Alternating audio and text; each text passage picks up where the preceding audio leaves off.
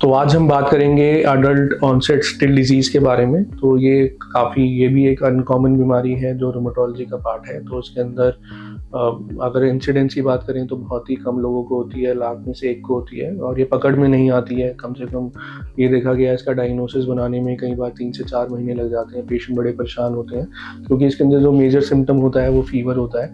तो फीवर जो होता है वो एकदम आता है और फिर चला जाता है और दिन में 4-5 बार ही आता है, ऊपर नीचे होता रहता है।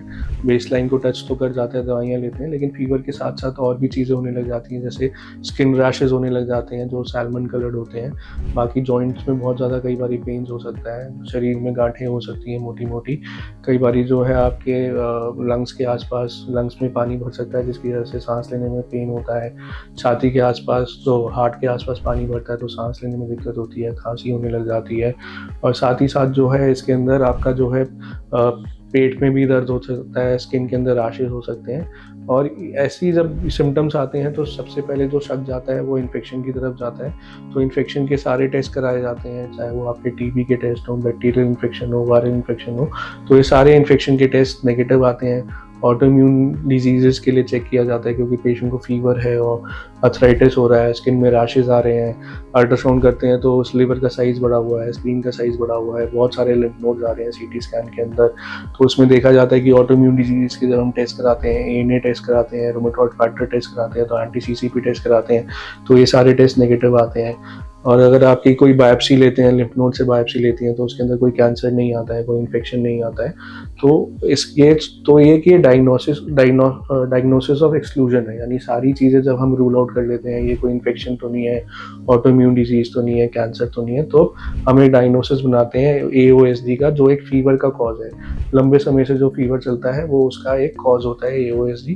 तो इसके अंदर जो स्पेसिफिक टेस्ट होते हैं उसके अंदर ईएसआर बहुत ज़्यादा बढ़ सकता है, सीआरपी बहुत ज़्यादा बढ़ सकता है और आपका जो है फेरेटिन जो है वो 5000 के क्रॉस कर जाता है, कई बार 10,000 के क्रॉस कर जाता है। और आपका जो टीएलसी काउंट होता है, डब्ल्यूबीसी काउंट होता है, वो 20,000 से ऊपर भाग जाता है, कई पेशेंट में 50,000 तक चला जाता है। प्लेटलेट काउंट बढ़ने लग जाता है और कई बार जो है लिवर के फंक्शन जो है उनके जो टेस्ट होते हैं एसजीओटी, एसजीपीटी, वो खराब होने लग जाते हैं। तो ये काफ़ी अच्छी बीमारी नहीं है और धीरे धीरे करके ये प्रॉब्लम करती है और डायग्नोसिस जितना डिले होता है उतना ही पेशेंट को परेशानी होती है। और इसकी ट्रीटमेंट की बात करें तो पेशेंट के लिए जो है स्टार्टिंग में ही हमको हाई डोज स्टेरॉइड देना पड़ता है। स्टेरॉइड्स के साथ साथ बाकी मेडिसिन का यूज़ किया जाता है, जैसे कि कोलिट्रैक्स हो गया, मीथोट्रिक्सेट हो गया, फिर आपका एज़ाथाइप्रिन हो गया, एमएमएफ हो गया, लेफ्टिनोमाइड हो गई, साइक्लोस्पोरिन हो गया, ये करके दवाइयाँ होती हैं। फिर आपके बायोलॉजिकल्स होते हैं, जैसे एनाकिंट्रा हो गया, कनाकिनुमैब हो गया, फिर टोस्लीजुमैब करके इंजेक्शन हो गए, इन्फ्लिक्सीमैब करके इंजेक्शन हो गए। लेकिन अगर इस बीमारी का डायग्नोसिस नहीं बनता है तो ये जानलेवा भी हो सकती है, क्योंकि इसके अंदर एक सिंड्रोम होता है, मैक्रोफेज एक्टिवेशन सिंड्रोम।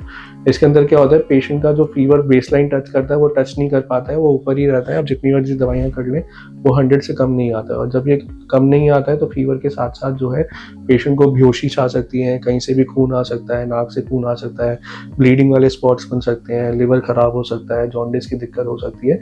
तो इसका मतलब है कि आप मैक्रोफेज एक्टिवेशन सिंड्रोम की तरफ बढ़ रहे हैं, जो एक जानलेवा बीमारी है। तो इसका डायग्नोसिस करना बहुत ज़रूरी है और डायग्नोसिस अगर टाइम पे हो जाता है तो ट्रीटमेंट करना आसान हो जाता है। और ये देखा गया है कि ये 1/3 पेशेंट्स के अंदर 6 महीने में ठीक हो जाता है, 1/3 के अंदर ये ठीक होता है फिर आ जाता है, ठीक होता है फिर आ जाता है, और 1/3 के अंदर जो है ये दवाइयों के साथ ही ठीक रहता है। तो ये चीज़ देखी गई है। तो अगर आपको एओएसडी है या उसके लक्षण हैं तो आपको रूमेटोलॉजिस्ट से मिलना चाहिए। Thank you.